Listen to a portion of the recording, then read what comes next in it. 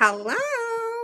Hello, hello, hello. Oh my gosh, it's been so long since I have been live. It's crazy. So I'm going to let people hop on. You guys are probably forgot about me by now, but I am still alive. Believe it or not. No, I'm just kidding. So yes, I am still alive. But I did need to take some time off to heal from surgery. And if I didn't take time off, I would have put too much pressure on myself and it wouldn't have been a good deal. So I am glad I am back. So hello, hello. And if you are jumping on live, make sure you post a hello below. And I know this is the page. It's not as personal as the group. I get that. But say hello, okay? We want to get to know you. And tell us where you're from. I love getting to know people in different places. As you guys know, I've worked in 41 states so far, represented, I guess you can say represented children in regards to their IEP and IEP meetings and in mediation. So my name is Raven Woods. I'm the CEO and founder of Autism Mama Rocks IEP, and I help parents gain the knowledge and the confidence to become the CEO of their IEP meeting. And I am glad to be back. So it's been, gosh, I think today is 4 weeks exactly. So it's pretty crazy, right? So hi, Nilda. How are you? Thank you. Thank you. So I'm going to just jump into this because it's been weighing on me. If you guys are on my email list, you would have gotten some emails from me recently. And one of the emails, I spoke about this, okay? So one of the most important things this time of year, okay? Hi, Karina, how are you? Yes, I'm not fully recovered. It's going to take a little while, but I am feeling better. So I always say that with my job, thank God I sit on my butt because I wouldn't have been able to, be in IEP meetings in week 2, right? But I mean, they wore me. So it was like after I was like, oh, I need to take a nap, but I feel better now. So if you remember this email, okay, and if you haven't checked your emails, I've sent several since I have been out the past month healing from surgery, and they're good. So I don't send emails, as you guys know, just to send emails. It gets on my nerves. So I sent emails because I wanted you guys to know about this stuff, and that is what's going to affect your child right now, this time of year, and why is it important? And that is assessments, okay? So if your child has not had an assessment in over a year, because you can only request an assessment after a year's period of time, okay? Very rarely do school systems say no, but they can give you a hard time and they can say things like, well, why do you want an assessment? Well, number one, you don't have to give them a reason, and you don't have to answer that question. If you want to, you can choose to be vague, or you can choose to be open, all right? Sometimes being vague can not be ideal, and sometimes being open cannot be ideal. So it's really just kind of using your gut instinct and going with it, all right? Now, if your child is struggling in anything, okay, and you can ask for, let me just step back a second, you can ask for an evaluation in everything. So that would be, I have my list, the psychoeducational, that can be, your speech, your adaptive behavior. It could be a CTOP2, which, can also go with your psychoeducational. FBA, it could be, the TAPS-4, which is auditory processing. It could be visual processing. It could be the ADOS-2, which is, it's speech and language, and, it allows the school to, the psychologist to accurately assess autism, but I always say go to the outside for your diagnosis. And then you have your CARS too, if you wanted to do that. That's also an assessment for autism. And you have so many other evaluations. I won't get into every single one of them.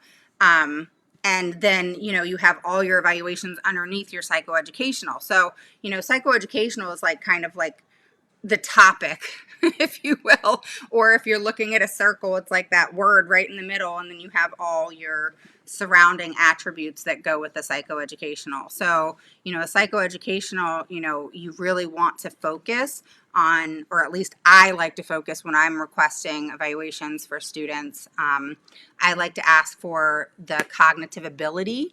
I like to ask for the child's IQ and then figure that out. I want to know visual memory. I want to know executive functioning. Note to you guys, I will be doing a live specifically on executive functioning coming up very soon. You're going to not want to miss that. And also I want attention put in there. Okay, so that's cognitive ability, IQ, visual memory, executive functioning, and attention. All right, and those are those assessments. You can go back and watch my video that I did, or videos I did about 6 weeks ago on assessments. I really, there's the WISC-5, there's the WIAT, there's the KTEA, there's curriculum-based assessments, norm-based assessments, and so there's so many different types of assessments, okay? But you really want to hone in on what's going to be specific for your child. So you want somebody, okay, if not me, to go to anybody who knows their assessments, okay, and tell them about your child and really try to figure out what's going to be the best thing to request, all right? Because you don't want to just throw it out there. What I'm seeing a lot in a lot of my IEPs, and I'm telling you this because you probably have experienced it. I know I have, but when it happens to you, you don't really think about it. It doesn't really resonate with us until we start hearing it from other people, and you're like, oh yeah, they did that to me too, So what I want you to understand is when you throw out there, I want an assessment to your school team, what happens? They're the ones that technically know it, what they're supposed to do, what assessments. They get to pick and choose what assessments they get to do. Well, guess what? Times are changing, and that's not so correct anymore. They can go back to, oh, well, IDEA states or state law state, which is true, okay, that the assessors can choose the assessments that they do, all right? You can always get past that, okay? Always, all right? Because number one, use COVID as your weapon, all right? Because it's the perfect opportunity for you.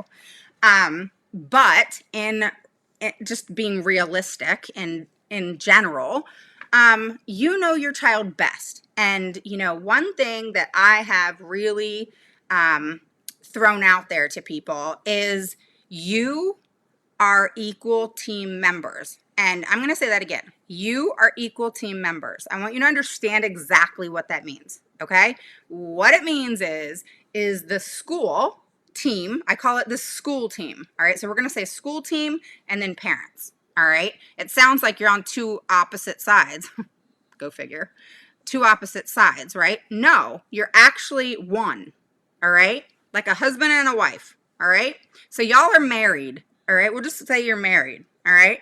And so what they know, this is how it should be, okay?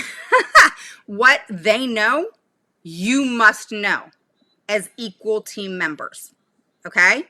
So let me say that again because I want you to understand this. What they know, you must know.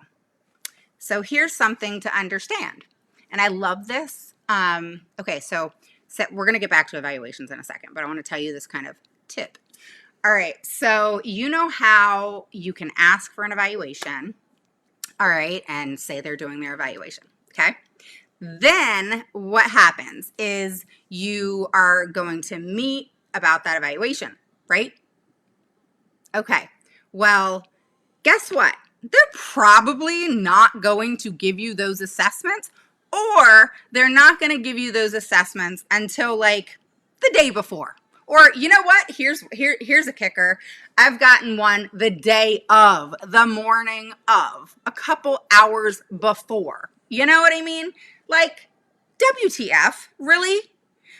Here's the thing. How does that allow me as an equal team member? Hey guys, hi Tess, thank you so much. I'm glad I'm back too. Hey Aaron, hi Taylor, Washington State, awesome. So as equal team members, there's no law. Okay, here's the thing. There is no law that states the school has to give you the evaluation at a certain time, other than they have to give it to you before the IEP meeting, Okay, so if your child's had assessments and evaluations, they have to give it to you before the IEP meeting. But there's no law that states when. Okay, so your little jump, if you will, to get past that, because I always ask for it at minimum 5 business days in advance. And the reason is because I'm an equal team member, because the parent has invited me, and the parents are equal team members to the team. Well, if the team knows on, March 20th that the evaluation is done, then on March 20th, if not 21st, the parents should have that evaluation, because that's knowing what they know. So I always say 5 days in advance, screw all that other stuff, on that date, whatever, just bypass that. Okay. It's asking too much of the school. How dare we, right? So 5 business days in advance. And I say, I need to be able to have time to go over the evaluation with the parent. And I do have a life. So they have lives too. So the parent has a life. I have a life. We both work.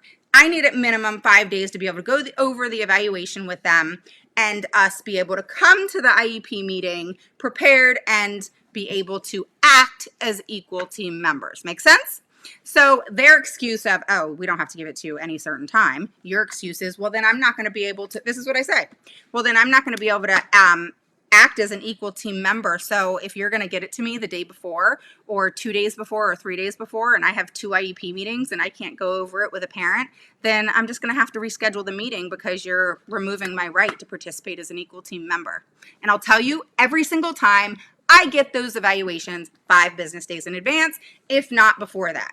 So you have one rule that says one thing, another that says another, and if one isn't followed, then they remove your rights of something. So always get over it in some way, shape, or form, okay? Look, I can't even say it. Form, okay? So I always say there's always a way. If there's a will, there's a way, guys. There really is. So, you just have to kind of think outside the box, because there was a period of time where I was just like, God, how do I get over this one? You know what I mean? It sounds so shitty. It really does. That I have to get over somebody to do the right thing, to be able to review someone's evaluation that doesn't take 5 minutes. I review it, and if it's done right, okay, if it's a shit evaluation, 3 pages, then I email them back right away and I say, this is a crap evaluation. Please plan on me asking for a IEE immediately following the IEP meeting, because you have to give them a chance to review the evaluation with you. But then immediately, I'm already telling them in advance, I'm asking for an IEE because this is shit. All right. So if you ever get an evaluation that's 2, 3, 4, even 8 pages, okay, too short. Okay. The ones I've been looking at recently, because I demand them, all right, are anywhere from 24 to 39 pages, okay? No joke, 29 to 30, what did I say? 24 to 39 pages, okay? That is a good evaluation, all right? That means they were thorough, that they put the graphs in there, that they put the documentation in there, they put the scaled score, all the different things in there, all right? The percentages, everything, all right? So that you fully understand this evaluation, all right? So that is important. You have to be able to understand what the IEP says, and you have to be able to understand what an evaluation says, okay? It has to be written that way. So if you have an IEP, all right, oh my God, I'm going to get off track because I just thought about something. I'll talk to you about it in a second. So if you have an IEP and you're like, what does that mean? All right. Or in the IEP, it says things like, gosh, what are some of the things that drive me nuts? Oh, here's one. Do you have an IEP that has as needed in it? You guys have probably heard me say that a ton. But if your IEP says as needed in the IEP, please, please, please have that removed immediately, because I don't know what as needed means. What does as needed mean? Does that mean I have to read your mind as to when it's needed? Or do I have to wait for you to have a complete breakdown and behavior issues for me to all of a sudden know that it's as needed? So like, you have to know what that means, you know, and as needed is too random. All right. So you have to fully, right, guys, right? So you have to understand what that IEP means, okay? So if it says she will receive occupational therapy as needed, that is a procedural violation. And you want to know what it's called? It's called failing to make recommendations with sufficient clarity and finality. All right, let me say that again. It's failing to make recommendations with sufficient clarity and finality, because all services deviated in the IEP should be set forth in a fashion specific enough for you to understand. It has to be clear, and you have to understand it as to, you know, the commitment of services that your child gets, and the part of the school system of who is in charge of what, you know, who is giving the service that my child is receiving, you know. Now they can't give you names all the time, because, or put the names in the IEP. They can give you the names of the therapist, but they can't put it in the IEP because people leave, people come, you know, they go, whatever. But you have to be able to understand so that you can meaningfully and equally participate in that IEP meeting and meaningfully participate in the decision-making process. All right? So let's go back to evaluations really quick, okay? So right now, all right, because this is what's been weighing on me, all right, and this is what this is about, even though I have other things. You guys know me, like I get on a roll and off I go. I mean, I can talk IEP for hours, but I got to stay focused, all right? So here's the thing that I wanted you guys to know about, and I put it in the email. So if you haven't checked your emails in the past, I don't know, 2 weeks, sometimes they go to spam, just to FYI. Check them out. I sent 2 with like videos that were really cool, and one of them was on assessments. It was that assessment video. And then one of them was, I don't remember what it is. I have to look it up. But it was good. I don't send emails just to send you guys emails. I don't have time for that. And I know people, have you ever signed up for someone's email and they like send you a damn email every day? I hate that. And then I sign up for so many that I don't want to delete them. It drives me nuts. But anyway, long story short. So what I want you to understand is right now, all right, you think I'm kidding? I'm not kidding. All right. You know, I'm a straight shooter with this stuff. You have to get your evaluations now, like yesterday. All right. Because they have 60 days to do them. You want them done before the end of the year. All right. So if it's been a year or more, all right, I don't care if it's 12 months and 1 day, ask for an evaluation. All right. If you have trouble, message me on WhatsApp. All right. But you want to make sure that your child is set up for success for next year, because next year is going to be a shit show. No joke. All right. It is going to be a mess. A mess. When I say a mess, I mean a mess. All right. Right now, the kids are gradually coming back to school. They're doing this hybrid stuff. It's just kind of, you know, they may be ironing out some kinks, but, you know, some kids have already been in school, but, you know, things are not really running as productive as they used to. Kids are not receiving FAPE. Kids are, you know, we're having 504 violations all over the place. I don't even want to know how overwhelmed OCR is right now.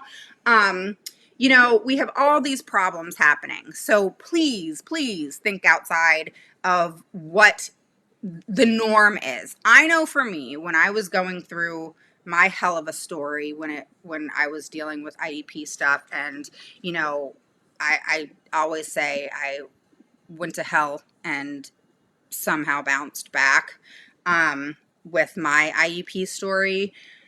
I think that my mind was skewed because I wanted the best for my daughter, but all my emotion, I'm very emotional, just came out in the wrong way. So when I get emotional when it comes to my daughter, I become a complete and utter, you know what.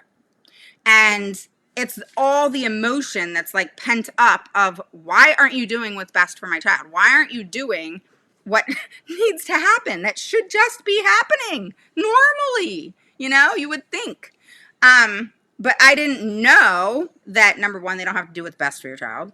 Whatever. We work around that.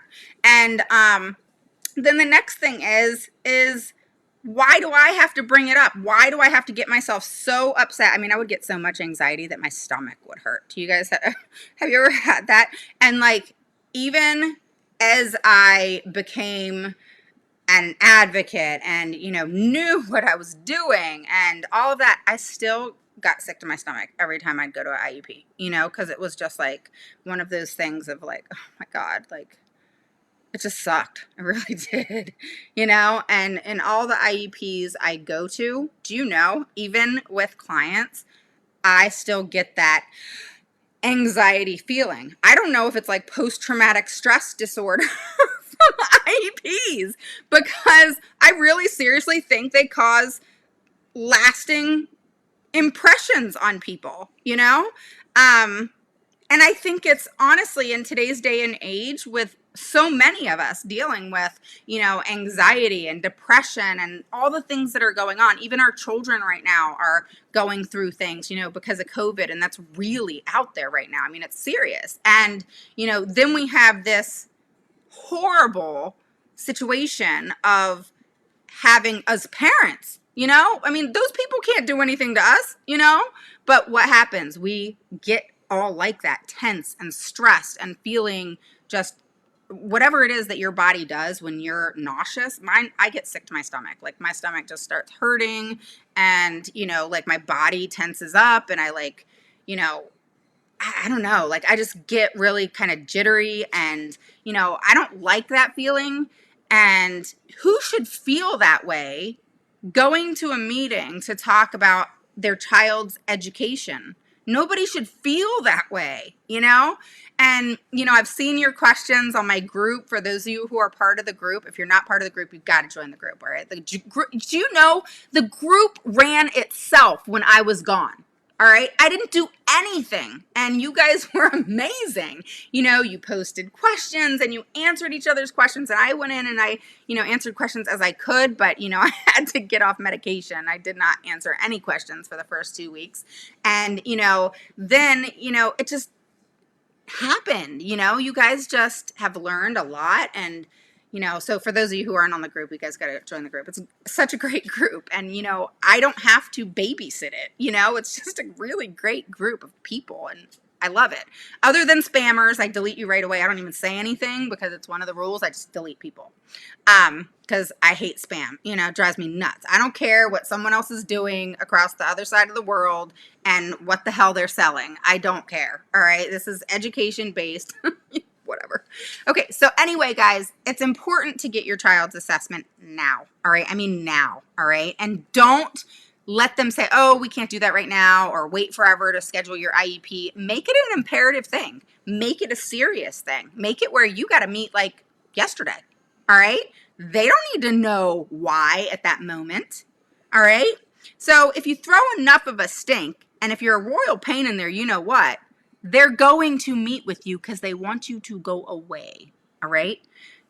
You know you're in a really good position if they want you to go away. You know you're doing the right thing. That's sad too to say, but it's true.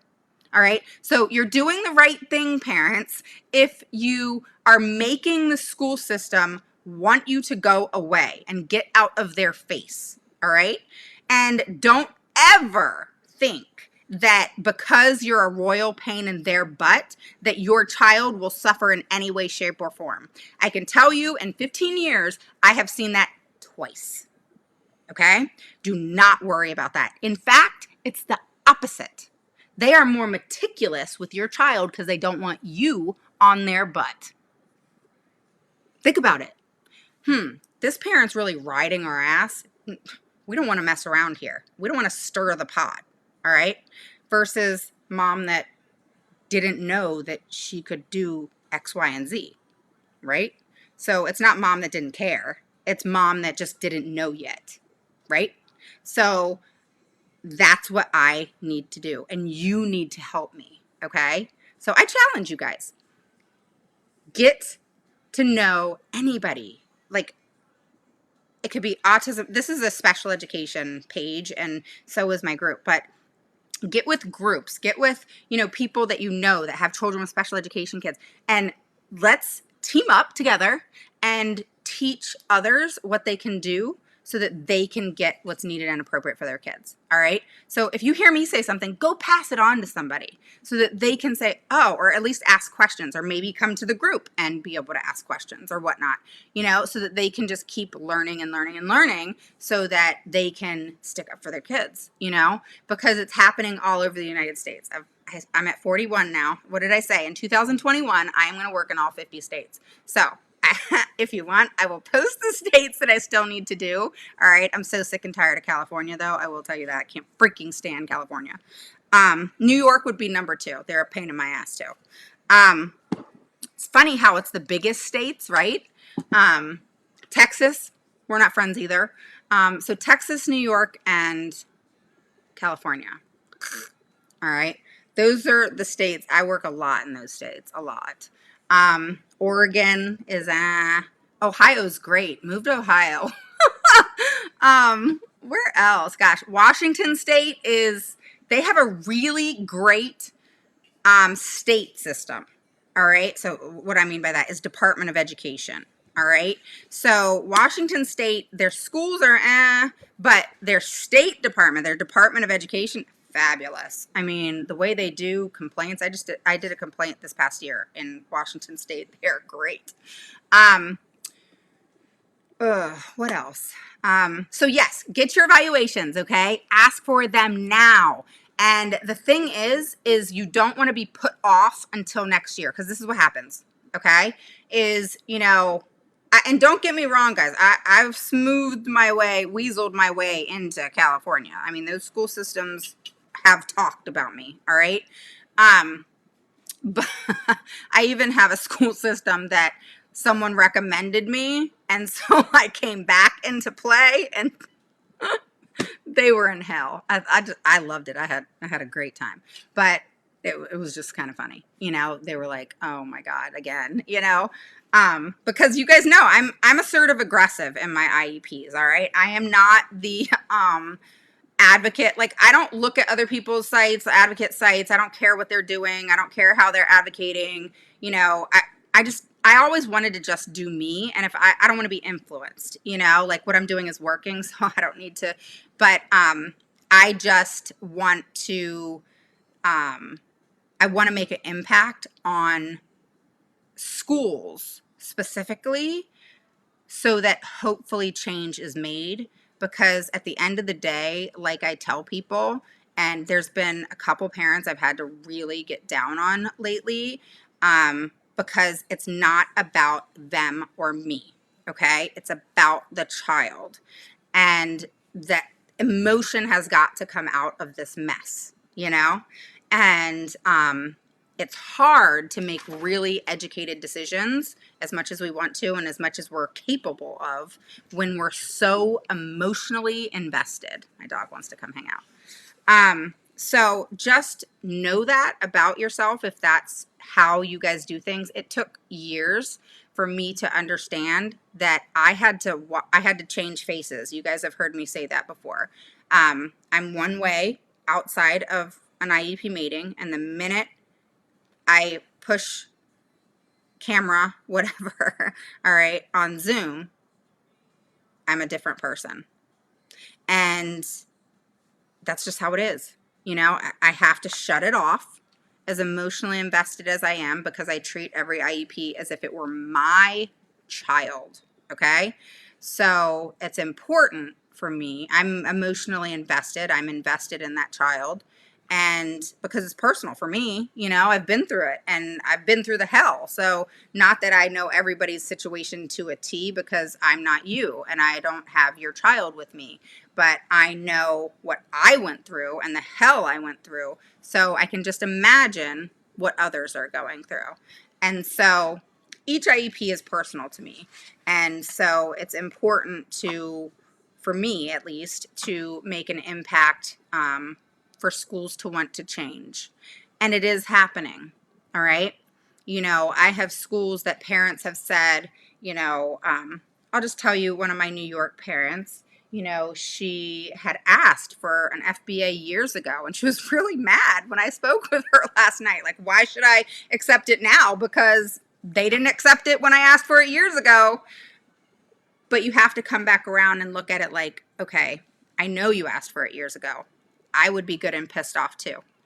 But they're offering it now, so we got to jump on it. But that doesn't mean we don't hold them accountable for what they did do. But we have to not focus on that part and focus more on, okay, let's get this child evaluated properly and so on and so forth. But we're going to still hit on this and holding them accountable. That just kind of comes second. But the anger and frustration and things that we as parents feel, are super important to feel. You need to feel that way. But somehow talk to yourself. I talk to myself all the time. Okay. People think I'm crazy. I'm really not crazy. I just I'll sit and think about things and talk to myself, what would I do? How would I handle this? Or, I always joke with you guys and say, I think of my best stuff in the shower, and it makes me really mad because I can't write it down on paper because I'm in the shower. They need to come up with a whiteboard for the shower. But I should come up with that, right? People would buy it, right? No, I'm just kidding. So just get your child's assessments, all right now. Don't think that, hi, Christina, how are you? Long time no see. Make sure that you don't look at things differently because summer is coming, all right? So I've said this many times before, all right, where I say, don't think that things all of a sudden that summer break is here and so we all get a break. No, you don't get a break.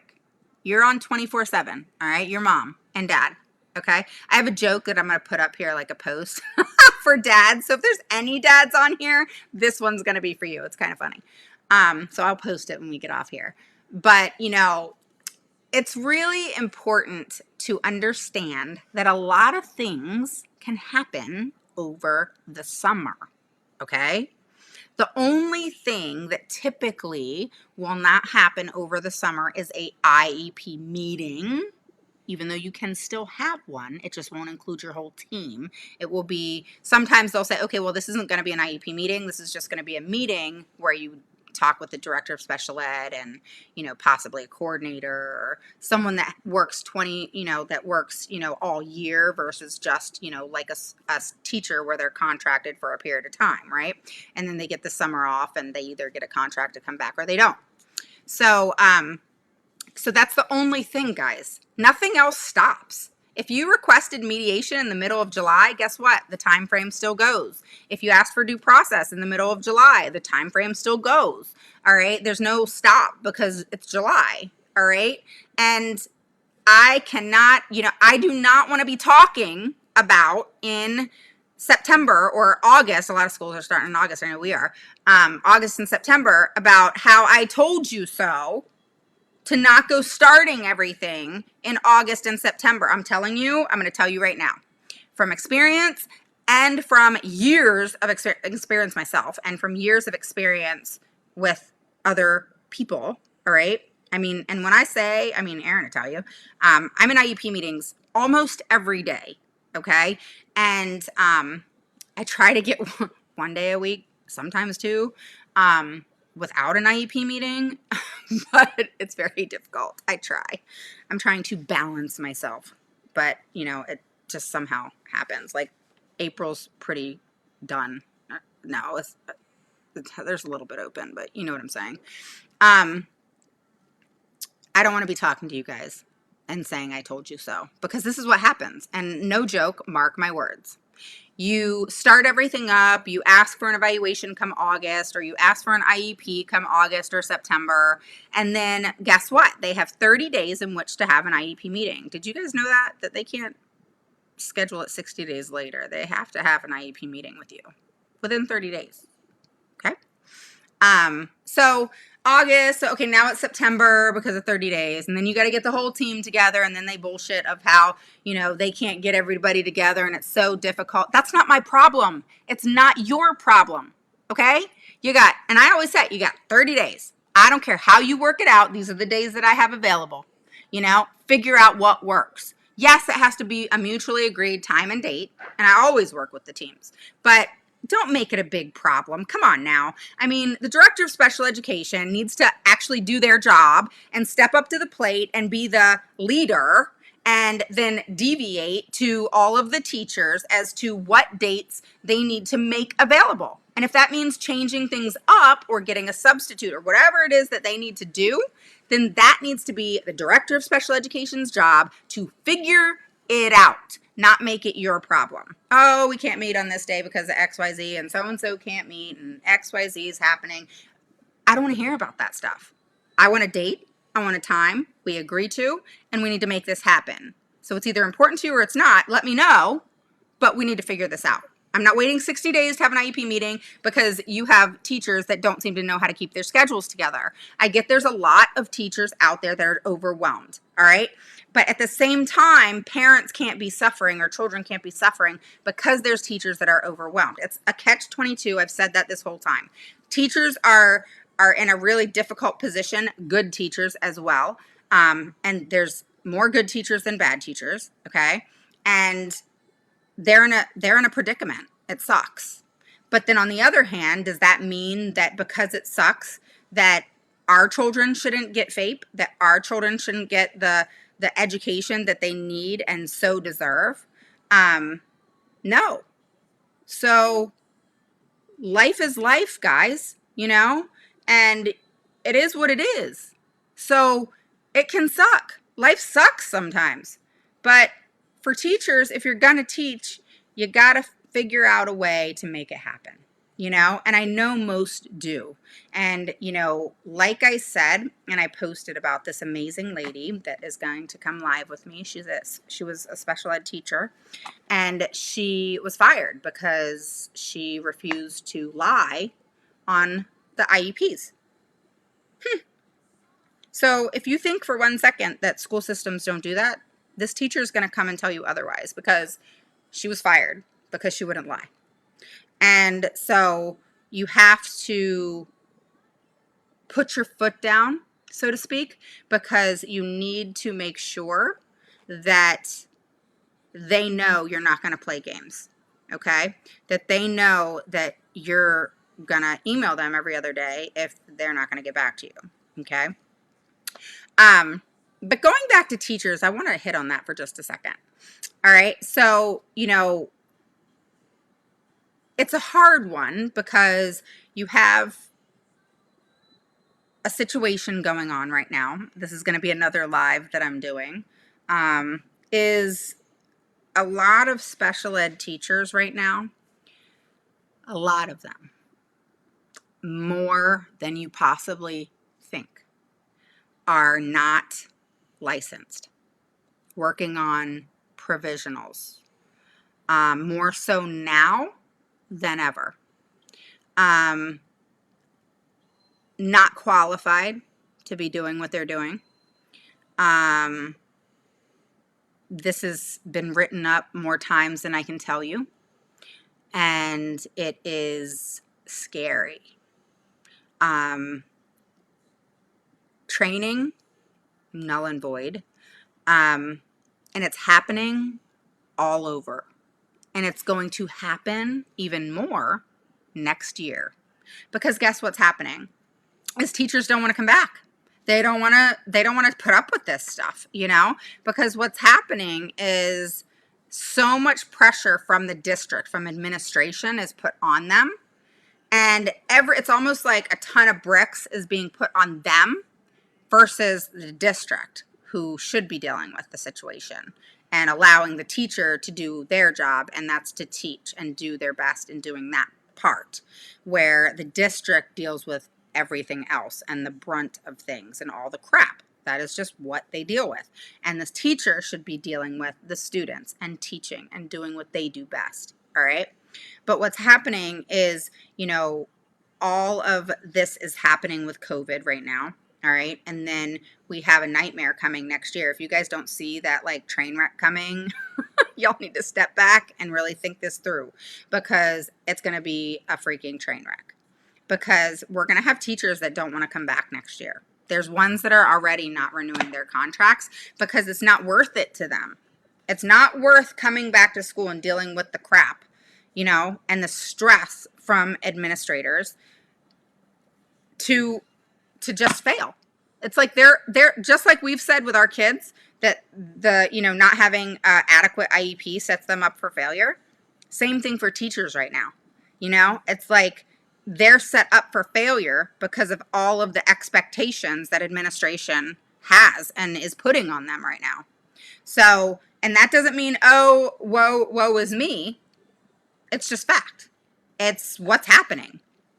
And it is a serious, serious thing, you know, and it's not the districts and administrators are not lightening up, you know, they're not lightening up on students in regards to still saying when there's no such thing. There is no such thing as a different plan for COVID versus the IEP. Unless you signed or agreed to a whole new IEP, there is no such thing as something different. All right? They'll say, oh, well, we sent this is what I've heard, okay? So many times. Oh, we've sent a letter home. We sent them a letter home of, you know, the COVID plan. I mean, it's been called so many different things. I don't even keep up anymore. All right? The COVID plan, the distance learning plan, the blah, blah, blah. All right. So California, this is one thing California has done right. All right. Is they are mandated now to have a plan of action in place for all of their upcoming IEPs. So your next IEP, not past, your next IEP that you have, or even if you request one, it doesn't have to be your annual, they have to create an IEP with a distance learning plan. That does not mean you change your IEP. I've told my parents, the only thing you change is locale. That's it.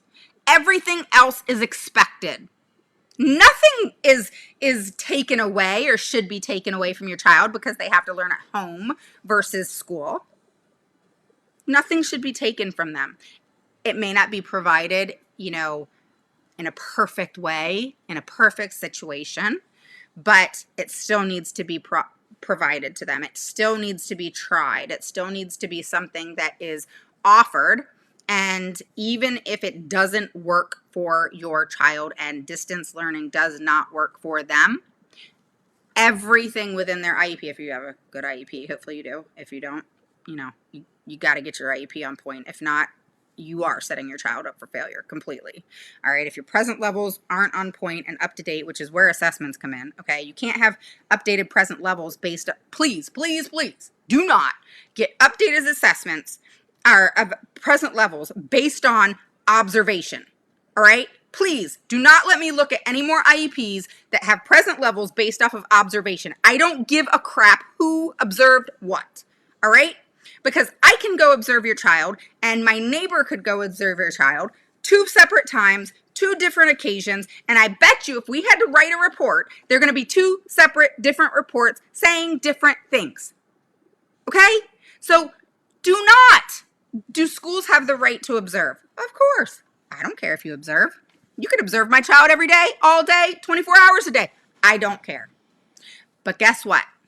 That's all it's going to be to me is an observation. Cool. Awesome. You observed my child. So what? Start having this attitude. And those of you who think, oh my God, you know, she's crazy. You know, she says all this stuff. I'm just telling you the truth. All right. I see it every day. So if you have this perfect world of the IEP and you have this perfect situation, I've said, call me, message me, WhatsApp me, because I want to bring you live and for you to tell us and the world what you're doing that we're not doing. All right? Or what your team's doing that is not what the norm is doing and what 99.999% of the people are doing, you know? But it's important to know these things because then at least you know in advance. Okay? It is good to know what's going on. It's good to have those things in your brain.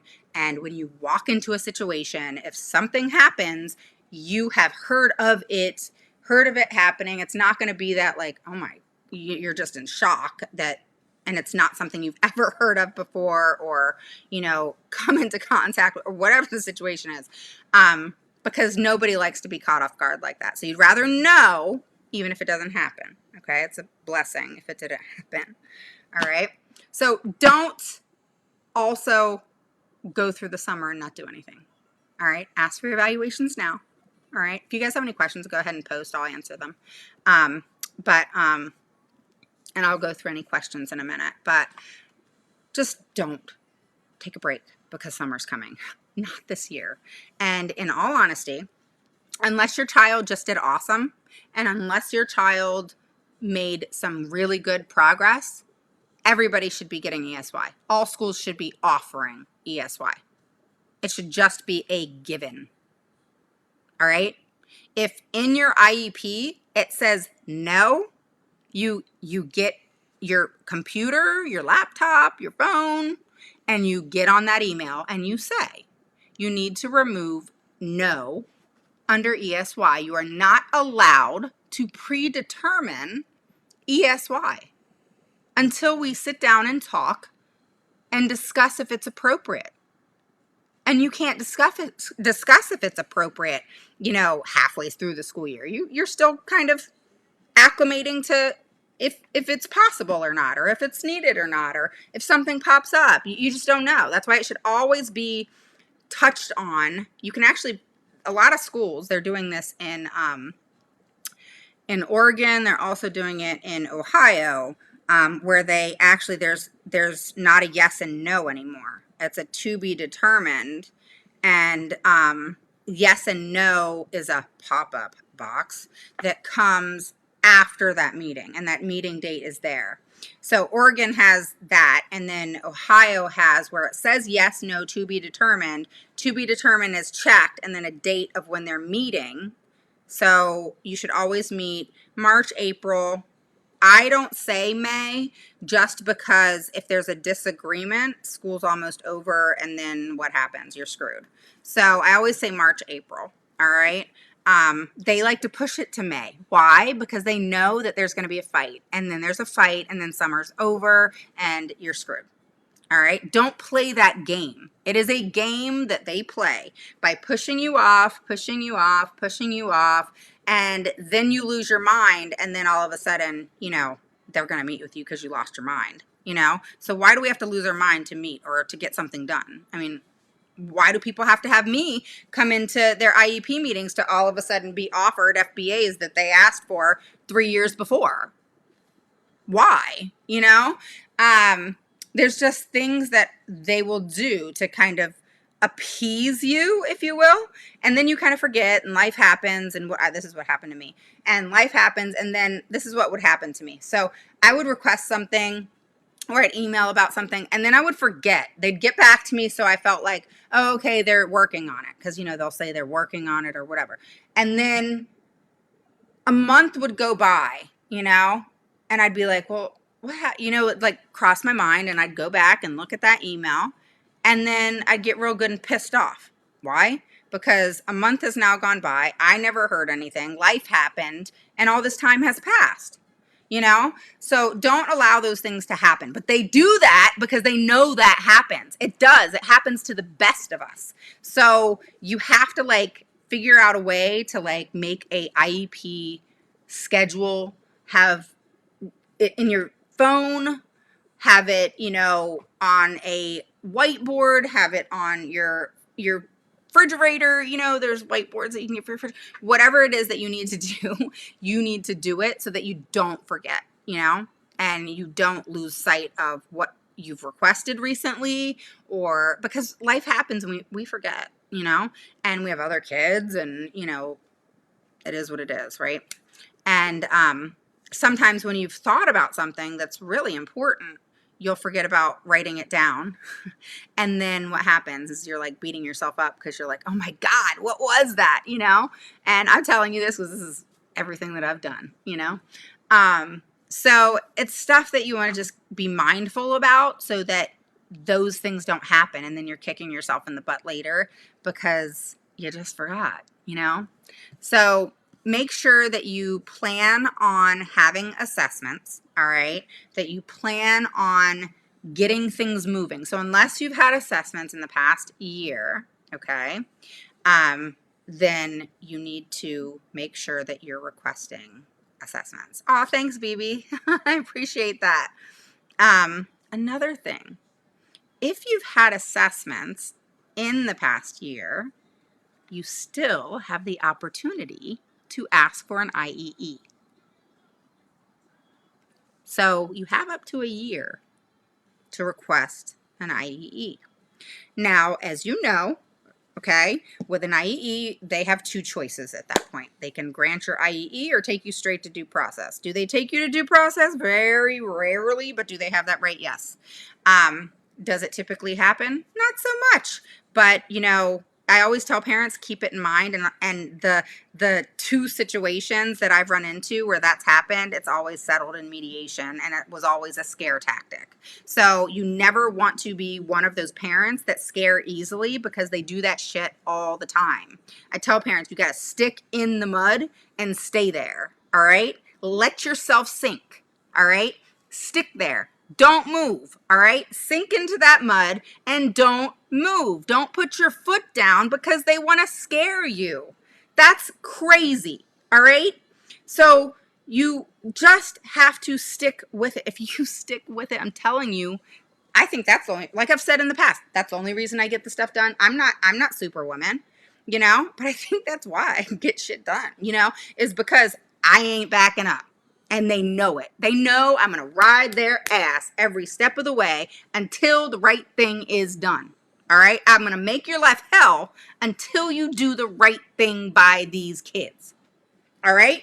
So you got to have, you know, that oomph, you know, to just really make them do what is right. All right? That's, at the end of the day, that's what it's about, is we as parents want the educational system to do right by our children.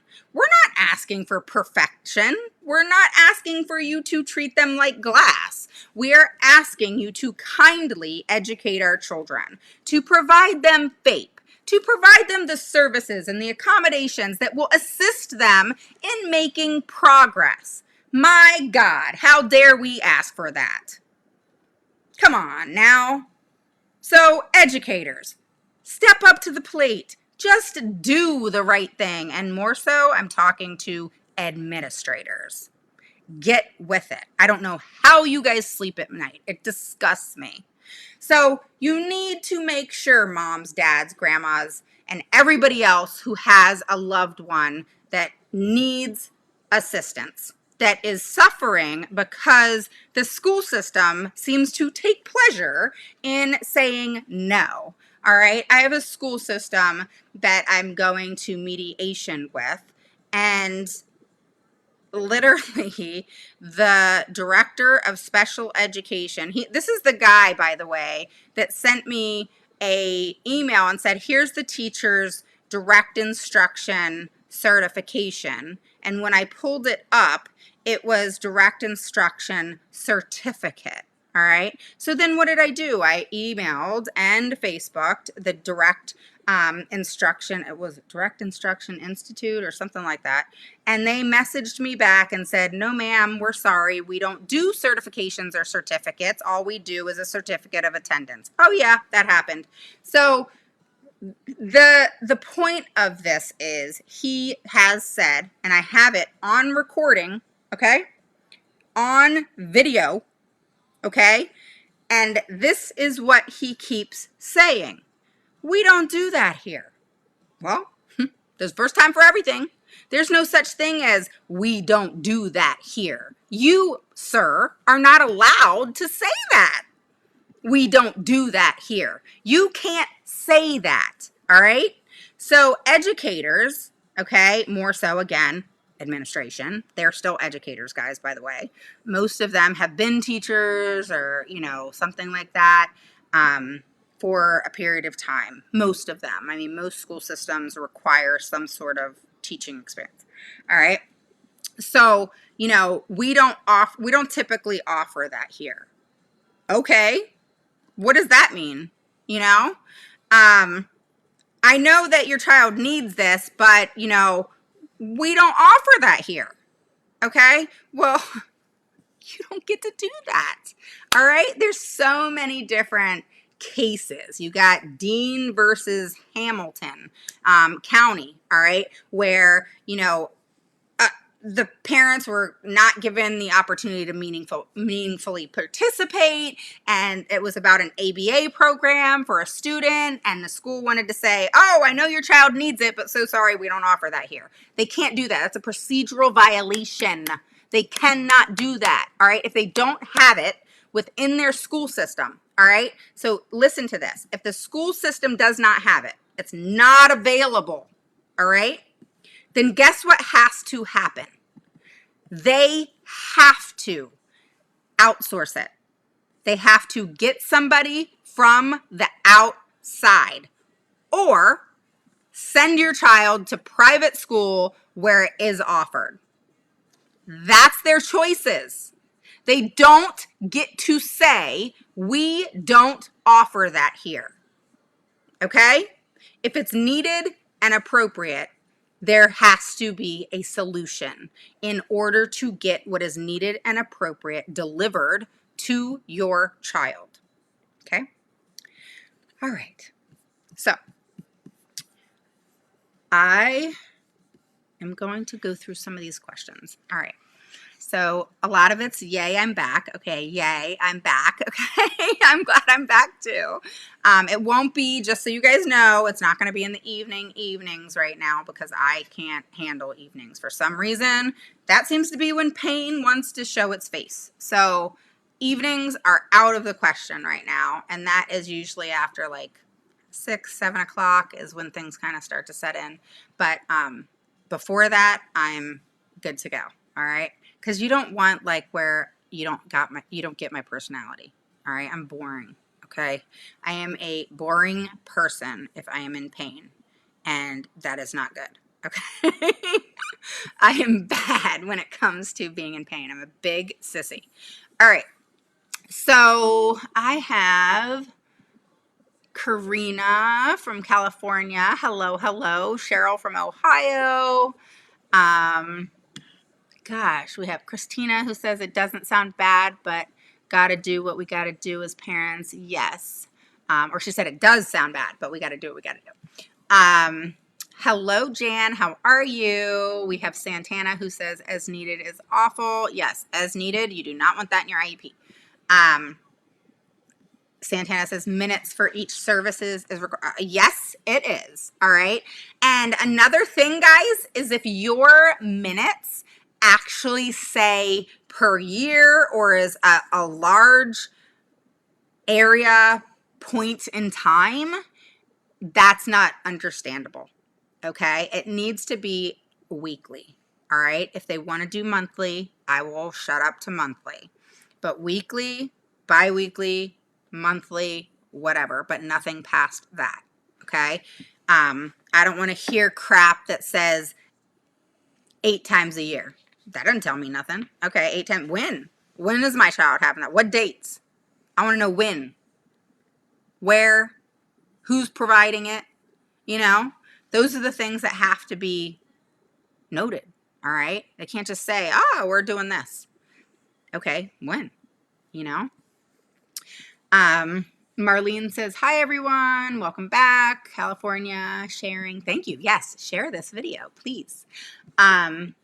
Then we have Tess saying our district is using old evals because they can't provide any testing eval for distance learning. Yes, they can. All right. Yes, they can. They say they are not approved to do distant learning evals and must be in person. They're full of shit. All right. I'm going to say that really clearly. They are full of shit. There's no distance learning eval that is not approved, okay? If an evaluation is needed, they have to provide them, okay? Whether that is distance learn. I mean, think about that for a second. You can teach online, but you can't evaluate my child online? Say that again? You see what I'm saying? You can teach my child online. educate my child online, but you can't test them from your education? Oh, hell no. What does that say to me? All right, let me just play devil's advocate here. All right, so Tess says here that her school system, where are you from, Tess? California? Oh, shit. Sorry, California people, I can't help myself. Shit. All right, so Tess is going to tell us, hopefully she's still on here, where she is from. Her school system is saying they're not approved to do distance learning evaluations and it must be in person. That is not true. Not true. Because if that was the case, then you're not allowed to teach my child online. Because what you're saying to me is I can teach your child online, but I'm not going to test them because I'm really not teaching your child online. That's what I take out of that. I mean, how do you guys read that? If she was told, she wanted evaluation, and she was told, we can't approve distance learning evaluations, it must be in person. So if they can't evaluate, okay, now, hear me out here, okay? Hear me out. I'm not saying that online evaluations are ideal. That's not what I'm saying. We're not talking about that. We're talking about her school system saying that they can't do it because they're not approved. Show me that policy. All right. So Tess, you're going to go to your school system and you're going to say, tell me where you're from first. But tell me where you're from, Tess. I want to know where you're from. I'm going to hunt you down until you tell me where you're from. Okay. So we're going to find out where Tess is from. But she's saying that they said that they're not approved to do online assessments. I can tell you, all right, I would lay my life down for this, all right? They're full of shit, okay? I would so email them and say, you all are full of shit. Because if you can't evaluate my child online, why the hell would I trust you to teach my child online? Because if you can't prove what you're doing in teaching my child and assess them and me to see if they're making progress, then that raises a red flag. These are the things that you guys cannot fall for. All right, Tess? Don't fall for it. All right? This is their, let me run away because we don't want to be held accountable for not doing what we're supposed to do. Like, no way. You know, we're going to teach the child online, so to speak, but we're not going to evaluate them online because we do not want this parent to know that what we're doing is really not what we're doing. We're not educating your child, so why would we test your child, you know? Now, that is nothing, that is different than statewide assessments being, you know, not counted this year and next year. That's different. A lot of states are still assessing. They're just not counting them, okay? So you're still going to know how your child's doing. You still have a right to that assessment, all right? They're just not counting them, which that's fair. That's fair to the school system. That's fair, all right? But when it comes to special education, they're not allowed to do that. All right. They're not allowed to not count the assessment. All right. So there is a difference there. Okay. You know, and statewide assessments are very different than a special education assessment for an area of need. Okay. A district-wide assessment is a huge area of things the student has learned. They're typically on grade level. So any of you guys, I've seen this recently a lot, where your child is 2, 3 or more years behind and you guys still have them on the statewide assessment. Don't do that. Don't do that. All right? Not cool. All right? If you want to know why, ask me why, but don't do that. All right? So if your child is more than, I would say, 1.5 years, 2 years behind, all right, don't have them on statewide assessments. All right? Don't. I would say 2 years behind. 2 years or more behind, do not have them on statewide assessments. All right? Don't. So you can choose to have them on the alternative assessment, or you can have them on nothing.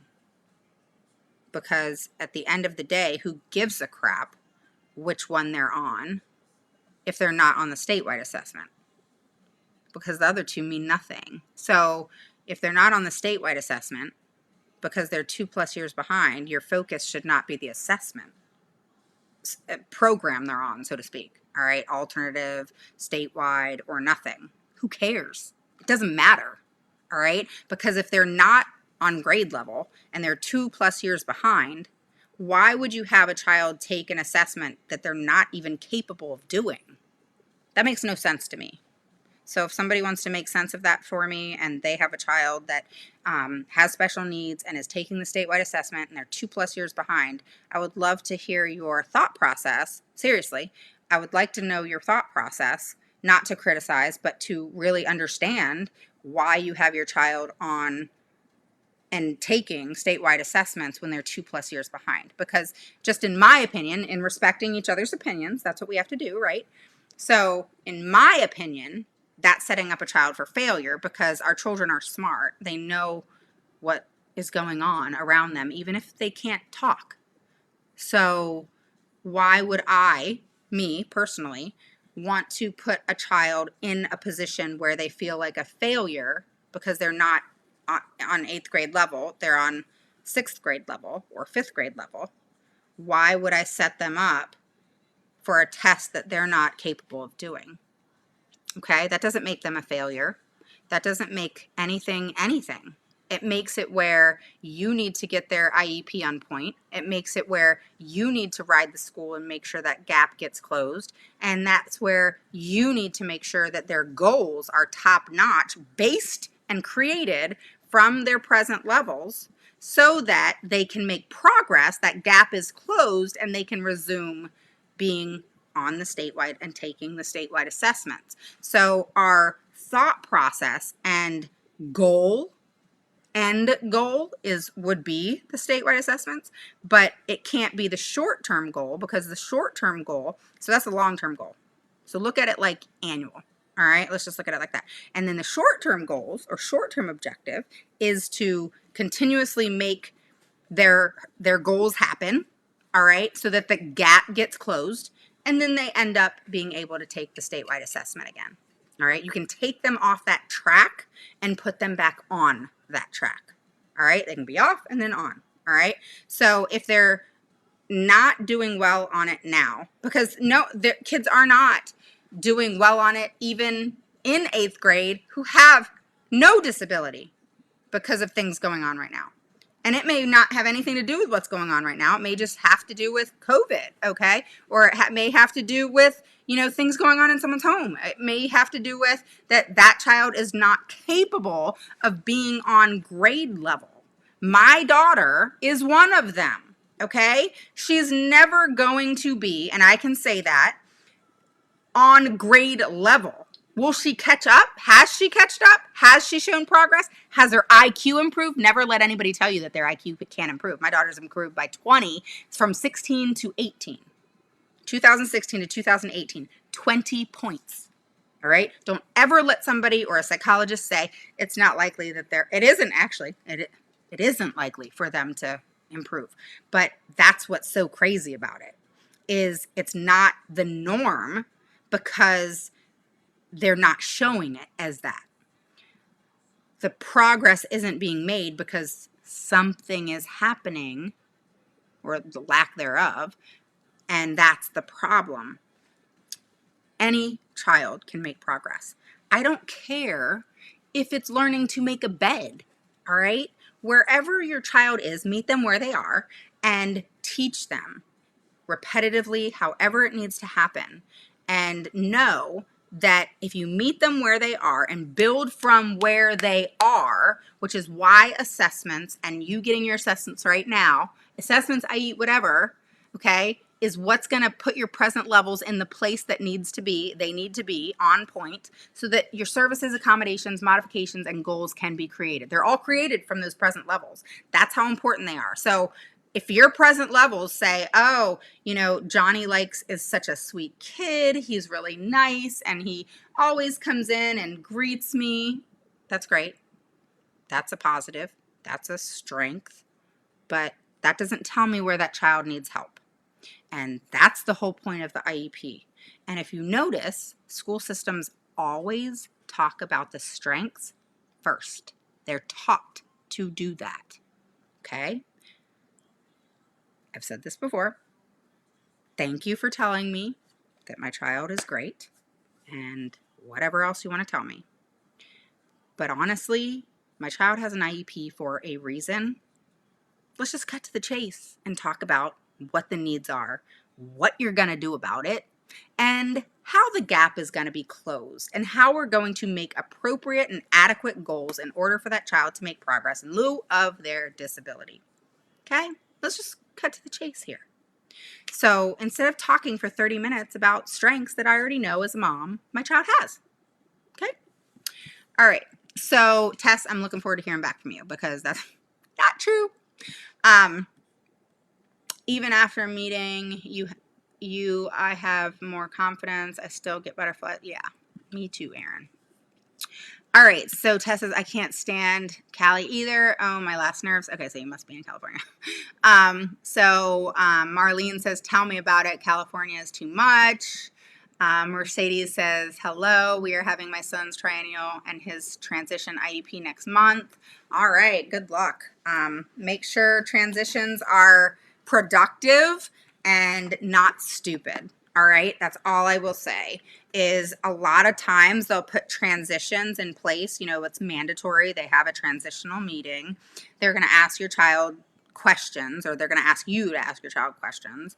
And dependent on the student, their impact of disability is if they can answer them or not. But either way, transitional activities need to be appropriate.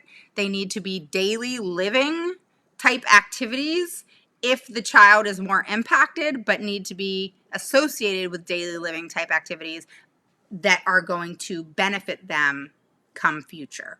All right. So I don't like to see stuff like, oh, we're going to sit at a computer and learn how to do a business application or a job application or whatever. Honestly, Mom, you can do that yourself. So if it were me, I would want the school to do other things, you know, because we can sit at a computer with our kids and do that stuff, you know, or we could sit them down and have them write it out or fill it out or whatnot. That's something you got to think of, things like what is really important and what is not as important. So whatever it is to you, you guys decide. So just kind of think about it though, because they'll throw out there that they're going to sit at a computer with your child and do job applications. In my mind, that's like wasting freaking time. So let's talk about things that they can get out into the world and do. Let's talk about money. Let's talk about, you know, writing a check. Let's talk about, you know, the exchange of money, you know, and that happening. And what is it you're going to do to teach that? Because that's a daily living activity that must happen. You know, there's other important things that can happen instead of, oh, let's sit at a computer because it's a lazy thing to do, and do job applications. I don't find that productive, you know? So make sure, Mercedes, that you step it up. Think about it before the meeting. Write yourself a list. 1, 2, 3, 4, 5. These are the 5 things that I want my son, daughter to learn in transition, which is transition into life, right? So make sure that that happens. In your triennial, you better ask for everything under the freaking sun. All right? Because this is that transition meeting. You really want that. I say I ask for everything under the freaking sun, period. I never like to see 2, maybe 3 assessments for a triennial. That's just garbage to me. You need to really, you have to get the whole picture. You know, like I tell parents when I work with parents, they'll talk to me, you guys will talk to me on the phone and think that I'm going to remember everything that you say. I'm not. So that's why when we meet for 4 hours and we talk about everything and I go through all of your documents that you give me and we go in depth about it and I meet your child and all of that stuff, then I have a picture, you know, and a visualization of, okay, here's the documents, here's mom, dad, family, here's child, and I get the picture. I'm able to go through those documents and I'm able to grab hold of what has been going on. All right. So you want to make sure that that is done and you get the whole picture of your child, because if you don't, I wouldn't be able to do my job if I didn't get the whole picture. All right. And the school can't do their job with a triennial. You waited 3 years. Dear God, I hope he's not regressed in any way. I hate 3 years of not having assessments. In my mind, I'm like, kids change way too much for that. That just scares me. I feel like that needs to change to like every year and a half, because kids change. They change. We change. So think about how much we can change in 3 years, let alone a child, but you're going to assess them every 3 years and think that that's going to be productive. What happens if 1 year down the road, something happened and they're not progressing and you wait 2 more years to assess them? That's just crazy to me. All right.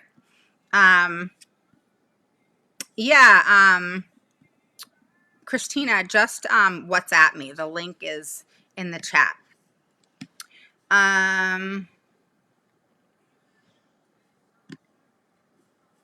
Then Cheryl says, so you can just ask the school for a meeting for an IEP, and then at the meeting you advocate for why you want your child assessed.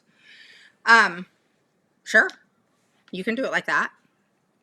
Typically, how I do it is I send for my clients what I call the first email to the team. All right, and it's a very detailed, lengthy email that is at beginning of, hi, how are you? This is, I always state my goal in the beginning. My goal is to work together as a team. I first say, I'm an advocate for so-and-so. My goal, my purpose here is for us to work together, effectively, productively, and collaboratively as equal team members. This is who I am, like a little short clip of who I am and my experience. And then the first thing I ask for is the FERPA request. So bam, I hit them with it. And it's probably that long of everything I ask for. It's hold on, let me look real quick. It is A through N. All right. And there's so many things in there. I asked for progress reports, report cards, IEP planning notes, IEP notes, recordings, IEPs. I asked for service records and reports and logs and data collection and log sheets and behavior rating scales. And I asked for it all, the whole FERPA request for the past 3 years. And then I ask for an IEP, and then I ask for an evaluation. And in my request for the evaluation, it depends on what I'm asking for. So if I'm asking for a re-evaluation, then there's specifics that I put to that. And that it comes after I work with a parent and I figure out, what would be, because I have a knowledge base of this, what would be most appropriate for this child? What assessment would be most appropriate in order to serve them best in getting the better picture of where deficits lie and where deficits lie that maybe haven't been picked up on. And there's many different things that I look at in regards to that. So I'll ask for specific assessments. Now, obviously, not every parent can do that. I totally get that. So, yes. So your IEP meeting, you more often than not, they want an IEP meeting before we move forward. All right. So I always tell parents, that's 3 IEP meetings. That's first IEP meeting discussing assessments and what they're going to assess. All right. And what I'm suggesting, why. And then I want to hear from the evaluators as to, their thought process. All right. And most of the time they will go with what I've requested.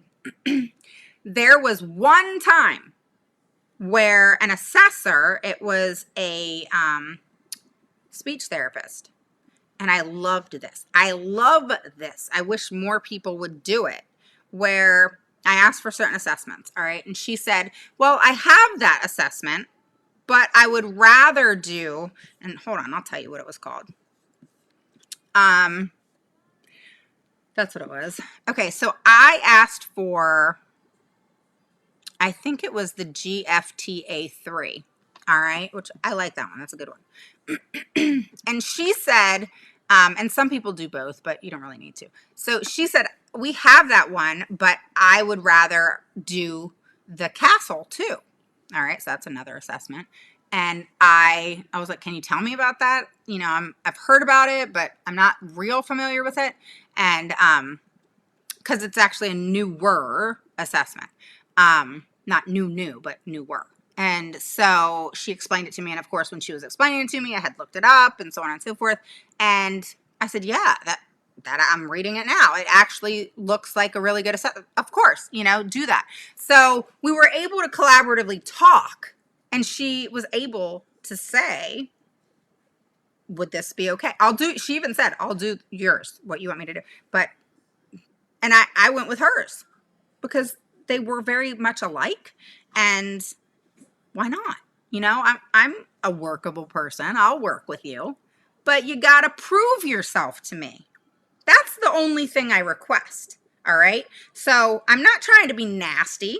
I'm not trying to be difficult. I am difficult, but I'm not trying to be. But I am going to test and challenge you every step of the way. This is my child we're talking about, or this is your child we're talking about, right? So if you're going to state that you have qualifications in rocket science, I'm going to ask you for your qualifications. Show me you have qualifications in rocket science. Show it to me. You should be proud of it. Let me see a copy. Okay? So, and I was explaining this to somebody this morning.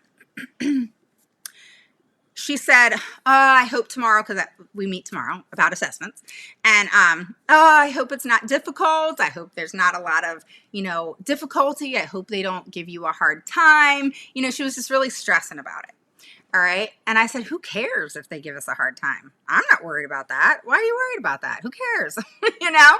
And, she said, I know, I just, I don't want it to be difficult. And, they've just been difficult for me, and it's, I've fought them every step of the way, and I'm just, I'm wanting it, she's at that point where she's just like, please, something go smooth, please. She's at that point. And so I get it. And, so she said, well, what if they say no, they're not going to do this evaluation? Fair enough. Good question, right? So I said, well, I back them into a corner. She said, what do you mean? And yes, I'm putting this out there, evaluators and districts and administrators. Dear God, you guys know this, my secrets. Okay, so this is what I do, all right? So they want to refuse an evaluation that I'm suggesting. Okay, fair enough. Tell me why. Don't just say, because we're not going to do it. And I sure as heck don't want to hear, this is a big one. Oh, we don't have that assessment here.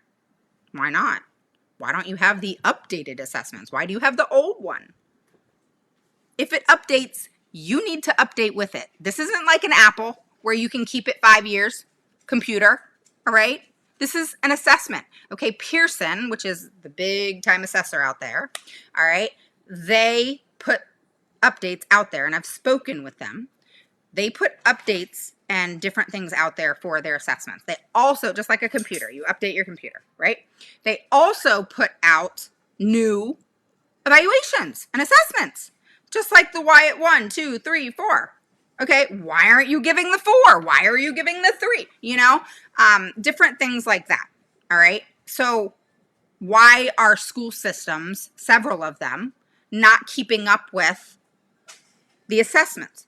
Again, this isn't a computer where you have to keep up with a computer and buy a computer every year, or if you're anything like me and have to have the damn new phone every year, or whenever it comes out. Honestly, I really keep them 2 years, guys, but I had the 11, now the 12, I waited a couple months, guys, all right? Give me a break. I waited 12 months for the 12, but I wanted the camera, okay? I wanted the camera. Give me a break. No, I'm just kidding. So, it's not like a phone. Our kids aren't phones. Okay? You need to update the assessments. All right? It's not a phone. It's not a computer. It's a kid. And they need updated assessments. The companies, my husband's going to be home. The dog's getting ready to bark. I just want you guys to know that now. So here's the thing, is now we're dealing with a school system that's too lazy or too cheap to pay for updated assessments. Why would a Pearson, like if you look up Pearson, that's who does most of the assessments, okay? So like, why would they come out with a new assessment for no reason? No reason. We're just, just coming out with it just because. You know, they don't do that. They come out with it to make it better. Okay? Make it better for in some way, shape, or form. Sometimes it's just about a subtest changing. Okay? Sometimes it's very minute. And okay, the dogs are gonna bark. So just prep yourself. It's gonna be crazy here in just a second. And the trash can's coming in the house and it's gonna be loud. Okay? So hopefully, look, the dogs aren't barking. That's a good thing. All right, so just make sure that you hold them accountable for not updating their assessments. Ask them why. Say, when do you plan on updating your assessments? Because in all honesty, if you're not updating your assessments, how do I know that my child is truly being adequately assessed when something new has obviously come out? All right? And do your homework. Find out what that was. Find out what new came out. Do you guys know the difference between the 3 and the 4? Do you guys know what the difference is? It's huge. Huge. I have a picture on it. All right. So let me see if I can find it. Okay. But the difference between 3 and 4, I mean, oh, let me show you. Gosh, it was recently too, guys. Give me 2 seconds. But I remember reading this recently. Oh yeah, here it is. Look at that. All right, that's all. You might not be able to see everything, but that's everything. All right, let me tell you about this. Okay, so the why at 4 goes beyond the what to uncover the why. You guys want me to post this? All right, so let me do this. Let me see if I can post it. Hold on. So then it says, hold on, I'm gonna try to post it, y'all. Oh, it's not working like that. Okay. Oh, you know what, guys? I want to tell you something while I'm looking at this and trying to post it. I want you guys to subscribe. Go to my YouTube, all right? Autism Mama Rocks the IEP, and subscribe to my YouTube, because come April, I'm launching my YouTube. All right, there's videos there now, you know, and my team is uploading all my videos from here, from Facebook, to YouTube. All right, and then starting in April, I am going to be streaming like I am right now. All right, so I'll be streaming here on Facebook and on YouTube at the same time. Okay, so go and like, or write yourself a note to do it. Go and like, subscribe to my YouTube. All right, so I want you to do that. Promise me you'll do that, and share this video. Okay. But yeah, so that's the biggest thing, is knowing the difference in these assessments. So let me just throw this out there, because you guys know I'm a stickler when it comes to reading. Like, you want to get me riled up? Talk to me about reading. All right, so 5 new subtests. Subtests are important, okay? So it goes through phonemic proficiency, and that measures speed and accuracy of phonological manipulation. All right. Then you have orthographic fluency, all right, which measures speed of a regular word reading. And then you have orthographic choice, which measures recognition in spelling and their spelling skills. And then you have sentence writing fluency, which is a measurement of speed of sentence composition. You have new composite scores. Big deal. All right. That's phonological processing, orthographic processing, extended, composite, only available. And that says on cue interactive. And then writing fluency. Those are big deals. Okay. And then it says what's expanded and improved. Phonemic proficiency suitable up to age 50. Alphabet writing fluency expanded to 4th grade. Word reading now includes pre-K, right? And then basic reading composite now includes phonemic proficiency, which is great. All right. And then they actually say here, you asked, we listened. And it says our customers' feedback is a huge part of what goes into updating our assessments. For this reason, we have added a few important features that we know you will appreciate. Another thing is automated scoring of essay composition. So if your child can do essays, then that's another one. Bottom line, okay, they update for a reason. They don't just update to update, okay? All right. So let me answer some last minute questions. I've been on here an hour and a half. Holy crap, my first day live, and I like kill you guys with how long I talk. Okay, sorry. Just sent an email asking for evaluation by the end of the year. Awesome. Great job. Cheryl says, so can you ask the school for a meeting for an IEP and then at the meeting? Yeah, I think I was answering all that. Yes, you can. You can. But I always prep them, you know, because if you go into an IEP and they have no idea what it's about, then you're setting yourself up for failure. So that's why I send that first email for my clients, and I tell them about me, I ask for the IEP, I ask for the FERPA, and I ask for the evaluation. I state what evaluations I'm asking for, and I give no why, okay? And then that's it, all right? And then they get back to me, and we schedule a date to meet, all right? So that's how it works. And then you meet, and it's a meeting based on, okay, this is what I'm asking for. Now they may throw out there, hey, you don't get to choose what assessments. Okay. Originally speaking, in the past, the way things were, things are changing, okay? Because that's not working. Okay, so if your child has made no progress, but they're going to say that they're going to call the shots for the assessment, I don't freaking think so. All right, and you guys got to have that attitude. No freaking way. If you all can't come to me and tell me that my child's behind, you can't come to me and tell me, hey, this isn't working. We need to change up what's happening in the IEP because it's not working. Your child's not making progress. Oh my God, how dare you be transparent and be honest? And you can't come to me and be honest that something's not working. I'm cool with that. Things don't work for everybody. My child may not progress all the time. I'm cool with that. But I do want to know, what are you going to do to change it? What are you going to recommend? What are you going to try? And if it doesn't work, guess what? You're going to try something else. That's how it works. But schools aren't doing that. All we're asking for is if something doesn't work in life, people, we what? Change it.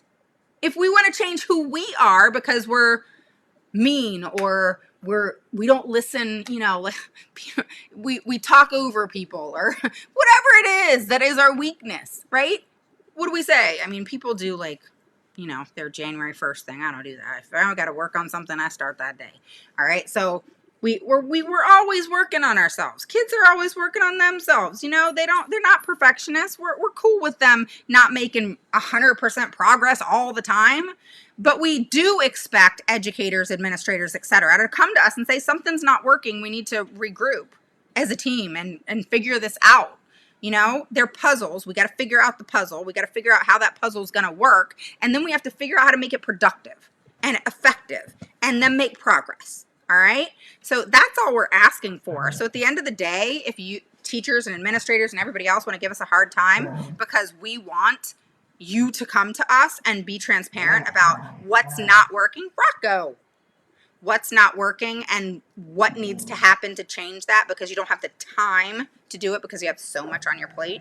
Because we don't, as parents, we don't have nothing on our plate.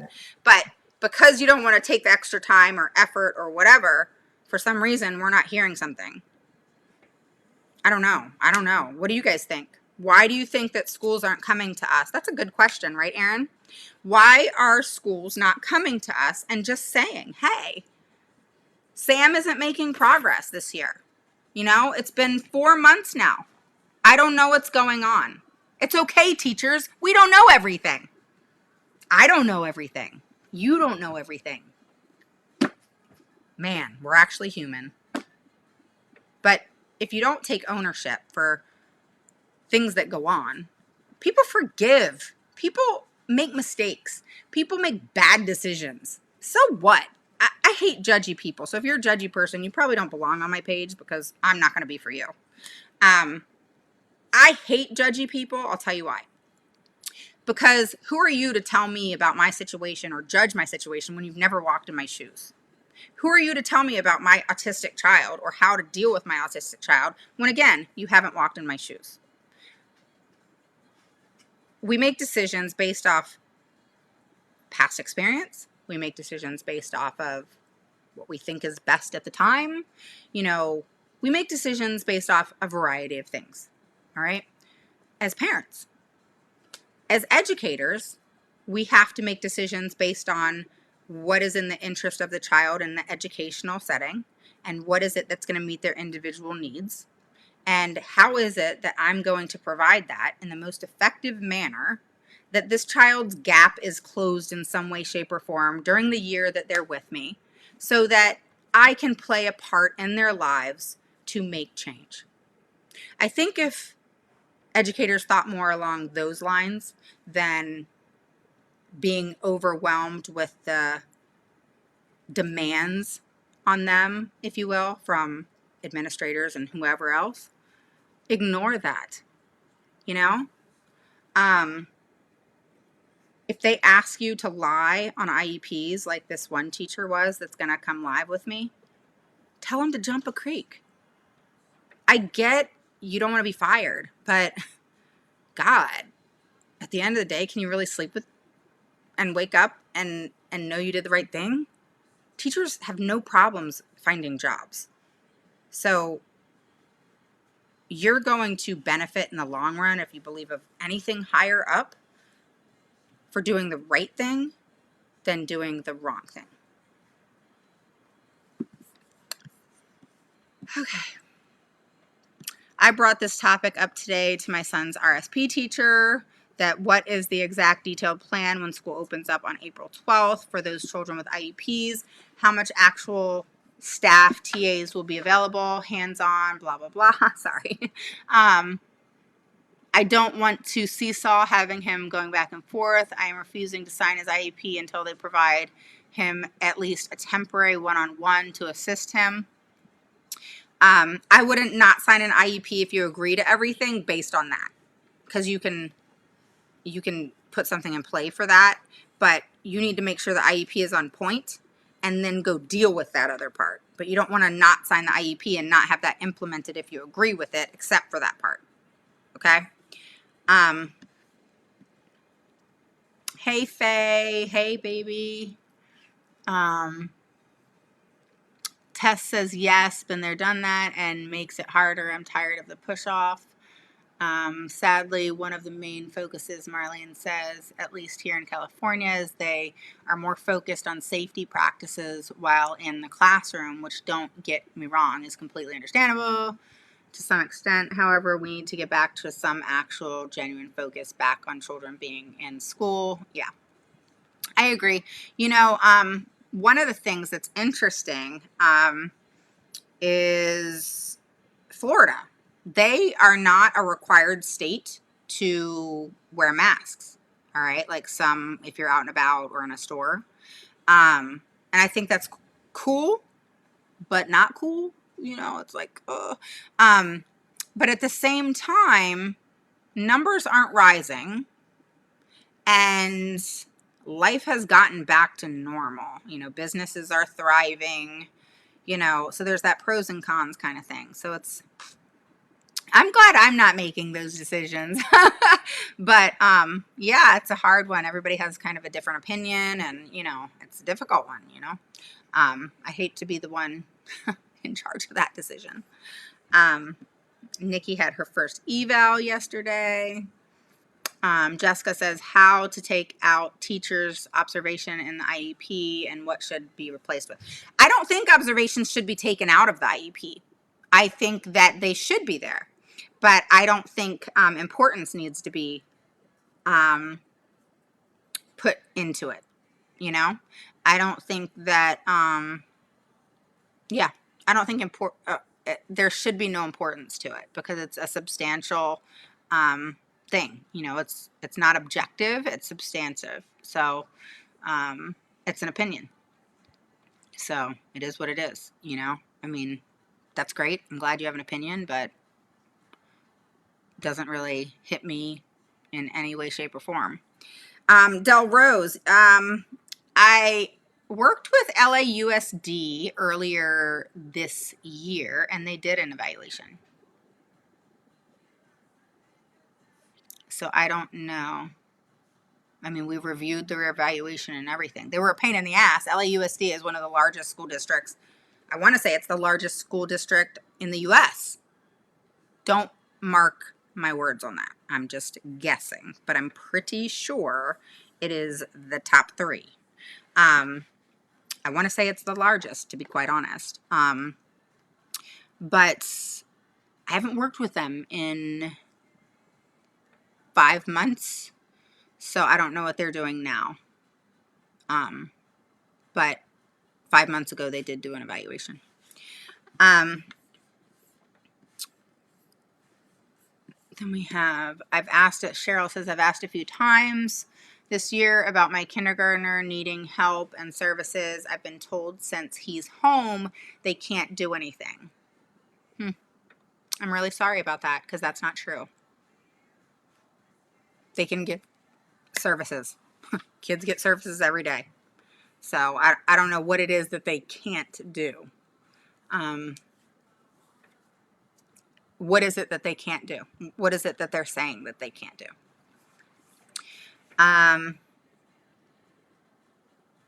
My son is Tess says my son is school refusal because of lack of FAPE. That makes no sense to me whatsoever.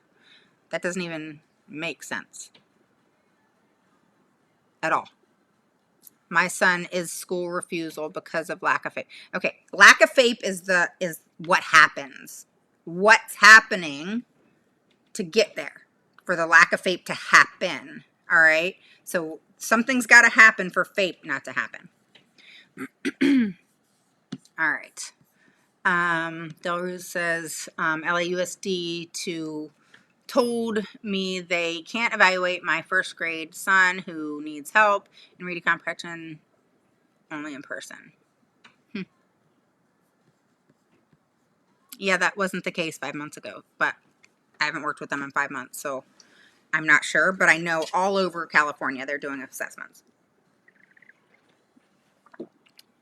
I know a lot of California is going back, doing like the hybrid stuff like that right now. I know some are not even in school yet. I know it's different all over the state. But all of them that I've worked with in the last 3 to 4 months have all done evaluations. Now they're online, but they've all done them. So, yeah. So, beyond the facts that tests and subtests and make improvements, it compares students to a more recent norm group. Technically, it is not good practice to use an older version for more than 1 year when an update is available. Absolutely. Are you a teacher, Santana? That is so true. She said it perfectly. Perfectly. Perfection. It was perfection. That was a perfect statement.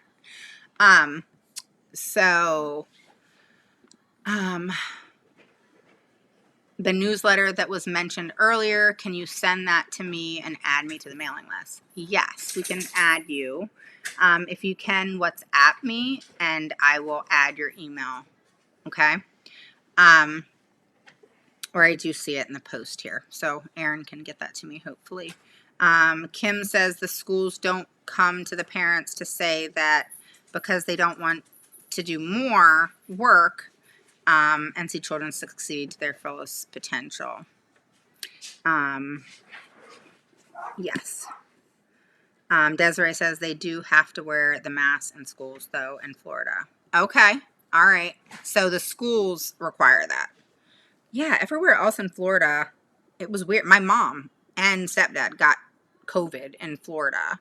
The numbers are not increasing, okay? My mom and stepdad are just fine. They actually said, my mom said, I'd rather get COVID than the flu.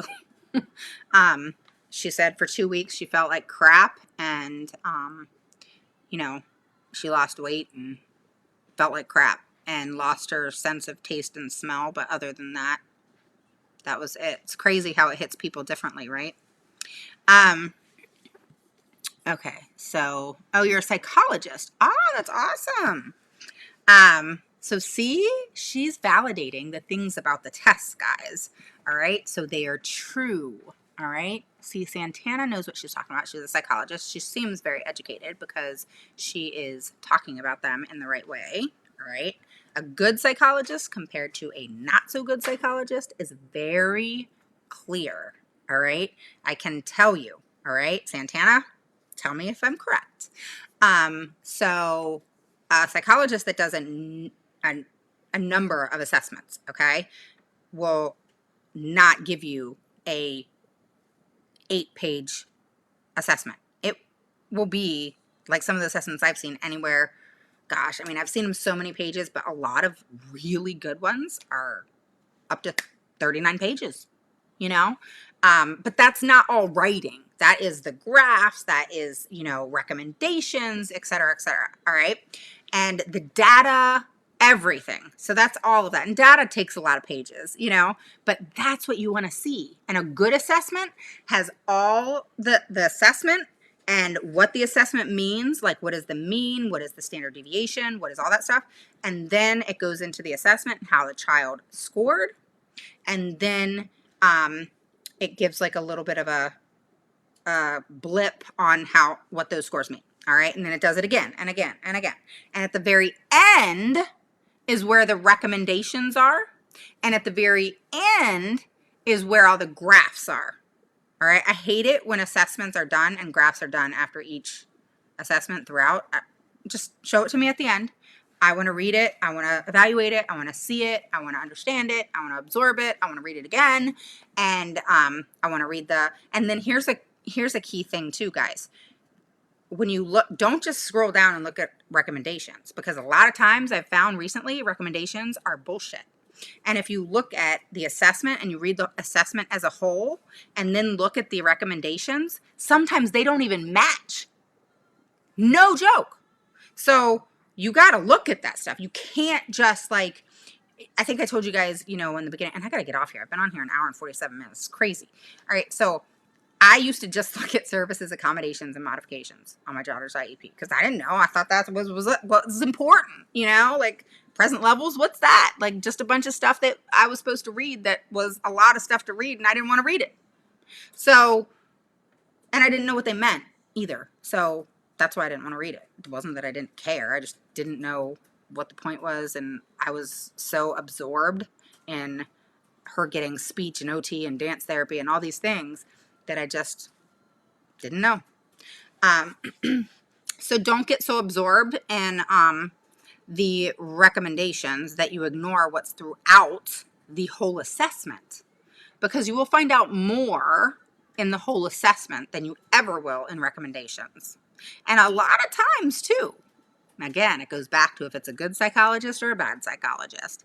And I don't mean bad as if they just are sucky people. I mean, they're just not at my expectation, okay? They're not thorough, you know?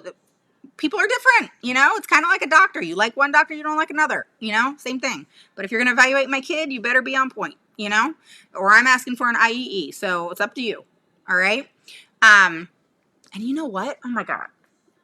I missed that, okay? Remember when I was talking about if your child is in the last year had an evaluation, you can ask for an IEE. That's something that you definitely want to keep in mind if you don't agree with it. Or if, oh my God, you learned something from me, or you learned something from somebody else, or whatever, and you're like questioning it, ask for it right away, okay? So that you can have your child evaluated by somebody of your choice and it be up to date. You know, you don't have to ask for another evaluation from them. So if you're an LAUSD, if by chance your child's been evaluated in the last year and you have the opportunity to do that, then do that if they're not doing it in person or not in person. Okay. All right, guys, that's it. No extra help or resources has struggled to keep up with just kindergarten basics. His regular teacher just volunteered to work with him 2 days a week. Oh, that's nice. Yeah, that's hard. He's still young, Cheryl, so he's in kindergarten. But you don't want this to keep repeating itself because that's where a nightmare happens. So he goes to first grade, the same thing happens. Okay, then he's in second grade, same thing happens. Then what happens? He's 3-4 years behind. You don't want to do that. You want to put, slam it down now, put them in their place now, and get it straight and the IEP on point now. A lot of parents think, oh, my child's so young, I don't have to worry about it right now. No, the earlier the better. You don't want to be like me. And, you have to, basically in your head, rip up the whole IEP and start over, which has to happen. I do it all the time with my clients because it's such crap that there's no point in trying to play around with trying to clean up the mess. I got to start over, So, all right, guys. So this was a good first day back. Hour and 51 minutes. Too long. Sorry. I apologize. And make sure to share this. And don't forget to go on to Autism Mama Rocks IEP YouTube. Subscribe to it and know that I'm launching it fully to stream live in April. Okay. And if you're not a member of the group, feel free to join the group. It's Autism Mama Rocks IEP group. You can just put that in the search bar.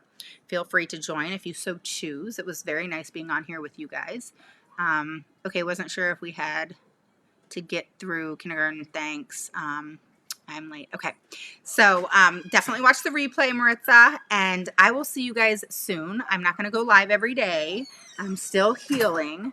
But I am going to be going live again more often and that sort of thing. And remember, it won't be at night, so if you have to catch the replay, that's okay. But it will be in the early evenings, so that hopefully, you can catch me if you want. Post below good times throughout the day that's good for you, and I'll just kind of vary it, and we'll go from there. Hey, Sky. Hey, Mom, I am. Okay. She just walked in the door. Okay, so I'm going to let you guys go, and I hope you have a wonderful evening. Bye-bye.